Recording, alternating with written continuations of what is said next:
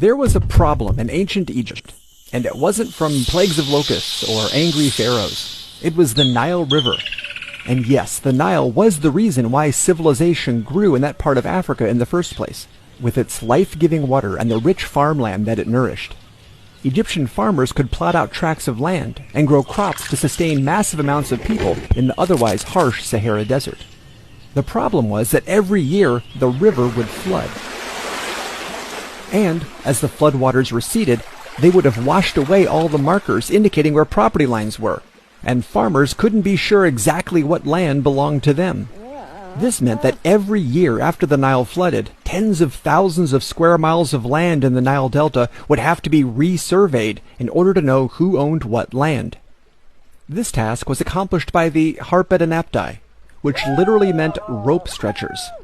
These were engineers who used stretched lengths of ropes to measure off land to survey borders or to help lay out buildings. If a plot of land was known to be of a certain length and width, it could be possible to stretch out ropes of that length and width and lay them out in a rectangle. But that would be a very problematic way to plot out a rectangle. It's possible to keep the ropes stretched tightly and still distort the shape. It could even be possible to collapse down the shape so the measured field would have no area whatsoever. Measuring lengths is essential, but they're of no use without knowing if you have a right angle. So the challenge was, how could they measure an angle using only the rope that they were already accustomed to using? The Harpedonapti had an ingenious trick. They would take any length of rope and divide it off into 12 equal lengths, tying knots to mark off each of the 1/12 pieces.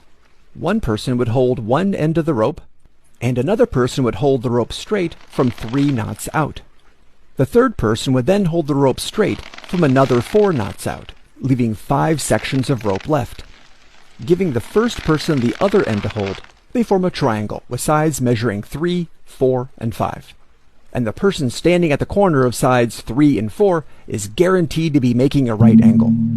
With this rope pulled snugly, there is no way to distort the right angle.